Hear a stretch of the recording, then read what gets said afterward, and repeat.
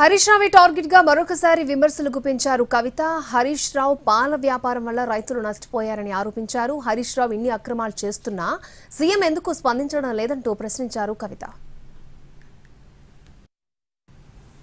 పాల వ్యాపారాలు పెట్టుకున్నారు.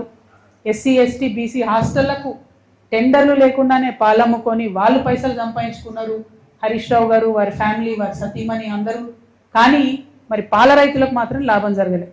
ఈ మాట నేను ఎందుకు చెప్తా ఉన్నా అంటే, ఈ ముఖ్యమంత్రి గారికి సంబంధించినటువంటి ఇప్పుడున్న ప్రభుత్వంలో official PRO of the chief minister గారు అయోధ్య రెడ్డి బోరెడ్డి గారు 2024 సెప్టెంబర్ 22 రోజు 2024 సెప్టెంబర్ 22 రోజు ఒక ట్వీట్ చేసి ఏమనంటే, హరీష్ రావు గారు వారి సతీమణి పాల వ్యాపారంలోకి దిగిండ్రు, టెండర్లు లేకుండా ఎస్సీ ఎస్టీ బీసీ గురుకులాలకు వీళ్ళు పాలు సప్లై చేసుకున్నారు, అది బీసీలకు ఎస్సీలకు ఎస్టీలకు మైనార్టీలకు దక్కాల్సినటువంటి అవకాశాలను వీళ్ళు తీసుకొని వీళ్ళు పాల మీద డబ్బు సంపాదించుకున్నారని చెప్పిండ్రు.